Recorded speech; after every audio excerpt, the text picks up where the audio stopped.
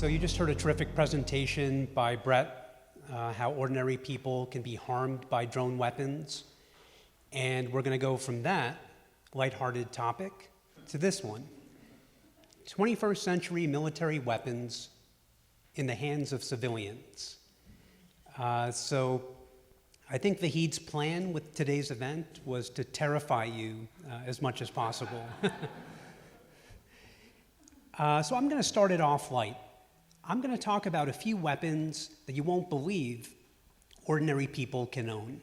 So you can own this weapon. You can own a muzzle-loaded cannon. You can put it in your front yard. And it actually, muzzle-loaded, all that means is you put the ammunition in the front. So it's not even governed by firearm laws. Right here in California, you can buy your own flamethrower. All you have to do is get a permit. It's actually a special permit for flamethrowers. You can own it, you can use it. If you use it the wrong way, the law enforcement will catch up to you because it's pretty obvious if someone has these burns. You're probably the only one with a flamethrower in your neighborhood.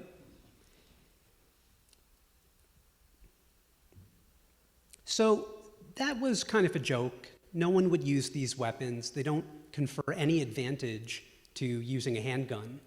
If you were to defend your family at 2 in the morning, you'd use a gun. You wouldn't pick up the flamethrower. The simple fact is, it serves no real purpose that a gun couldn't solve. There's also an evidence trail. A security camera could catch you on video using the weapon. There's also forensic evidence, either burns or a giant indentation from a cannonball. But this gives you a sense that things do slip through the cracks when it comes to military weapons and the general population. So today's conference is about high technology. So let's talk about high technology. How does technology make weapons that do confer advantages versus guns? Imagine a weapon that you could use from a long distance, even a mile away, and it could cause immense pain to the victim, a kind of torture. But no one could see it. Not the victim, not anybody nearby. There wouldn't be any witnesses. This weapon, the criminal could effectively use without any risk of being caught. The victim couldn't know what was happening to them, where it was coming from, and who was using it. So it's my unfortunate duty to let you know that such weapons do exist, and they've made their way from the military battlefield into the general population. These weapons are called electromagnetic frequency weapons, or EMF weapons. They're sometimes called pain weapons or just frequency weapons. Here you see a graphic of what they call active denial system. I'll just call it AD. You see AD mounted on a Hummer, and it's pointed at a target. What it's doing is it's firing a 95 gigahertz frequency beam that is invisible, and it heats up the top 1/64th inch of a person's skin, essentially heating up the water molecules to the point that you feel like you're on fire. But it leaves no burn marks. It leaves no evidence at all behind.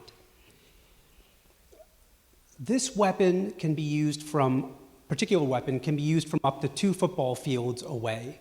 You can imagine in a suburban environment or a city environment that the victim of such a weapon wouldn't even know where it was coming from. Now, thanks to the defense contractor Raytheon, anyone with sufficient funds can buy this weapon. Any organization, any corporation. Your neighbor could purchase this weapon. Today in America, there are no regulations at the federal level against these kinds of weapons. We here all live in Silicon Valley. We know technology moves faster than the law. But this weapon has now been on the market for over 10 years, and Washington still has not taken action. Like any product, Silent Guardian has a product brochure. And the Independent Media Center actually got their hands on this brochure. Don't know how they got it, but they did. And they uploaded it. And in the brochure, you see someone who, very similar to Brett's presentation, looks like he's playing a video game. The caption says, "Easy to use joystick control with auto tracking capabilities." Auto tracking basically means once you lock on a target, they can run, they can hide behind a building, you'll still be able to engage them with the weapon. A reporter from the UK Daily Mail acted as a guinea pig for this weapon. He put himself in front of it to see what would happen. He said, "I pull my hand away sharpish. My finger is throbbing but seems undamaged. I try it again. It is a bit like touching a red-hot wire, but there is no heat, only the sensation of heat. There is no burn mark or blister. I am told not to call it a ray gun, though that is precisely what it is. The term pain gun is maybe better. But it is a horrible device nonetheless, and you are forced to wonder what the world has come to when human ingenuity is pressed into service to make something like this." Dr. John Wood is an expert in the way the brain perceives pain, and he had this to say about Silent Guardian and weapons like it. "They are so obviously useful as torture instruments, it is ethically dubious to say they are useful for crowd control when they will obviously be used by unscrupulous people to torture." So I won't go into the gory details of physics, and some of you may be breathing a sigh of relief, but let's remember back in high school, they talked to us about the electromagnetic spectrum. So we know it goes from waves that function over long distances, like radio, but are very weak, to very powerful frequencies like X-ray and gamma ray, operate over short distances, but are very powerful. We know when we go to the dentist, we have to wear a lead apron because we can get cancer from X-rays. The weapons we're talking about today function in the microwave spectrum, that is somewhere in the middle, effectively 0.3 gigahertz to 300 gigahertz. So let's summarize what these weapons do.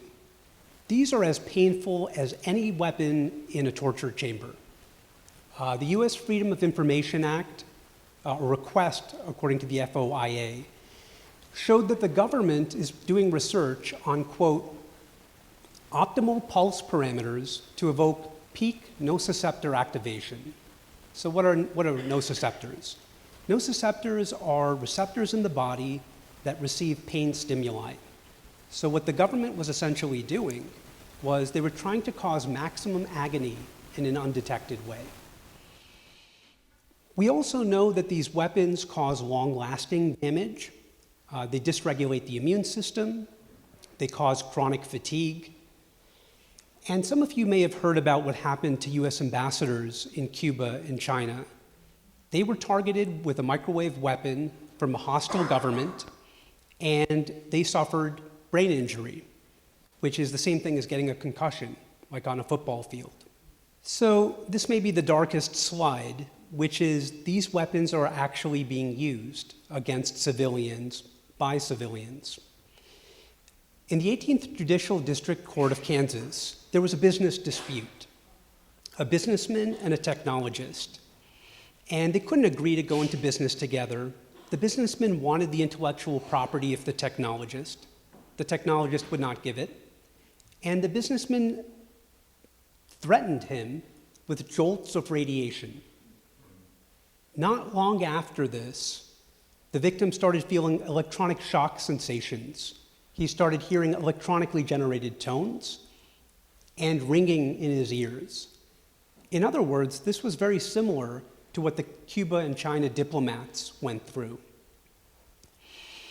The judge in that case issued effectively a restraining order against these kinds of electronic weapons, the first of its kind in the country.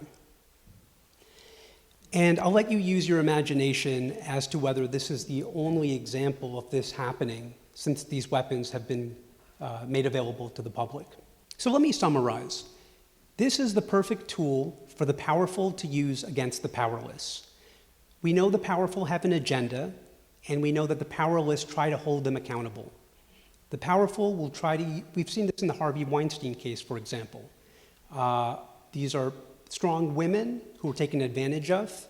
They tried to stand up against Harvey Weinstein, and he used a variety of techniques to suppress them. This kind of weapon is almost tailor-made to be used against whistleblowers and activists. And if you've come to this event, you care about society. You're likely involved in some activist cause.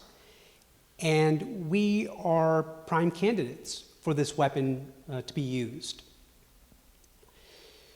This kind of weapon, there are no laws, it leaves no marks, there's no forensic evidence that public officials know how to deal with. The perpetrator can act or can attack in a risk-free way. The regulatory environment. There are no federal regulations against EMF weapons, even though they've been out for over 10 years. Only 3 states, Maine, Michigan, and Massachusetts, have laws against these weapons, but I've read the bills, and I can tell you they won't stop these from being used. The bills essentially refer to EMF weapons, but not in detail, and there's no investigation protocol. If there's no investigation, there can be no prosecution. So, as you could tell from Brett's presentation, the defense industry is not going to self-regulate. We have to take action. We need you to tell your representative that this is something that needs to be acted against. I'm part of a nonprofit called Live Free, and this is the sole issue we work on, to make sure that these weapons are barred. The nonprofit is at thelivefreeproject.org, and this deck will be on the Ethics in Tech website, and so will the link. I'll be around for the rest of the event, so if you have questions or you'd like to be part of the cause, let's talk. And that's my time. Thank you.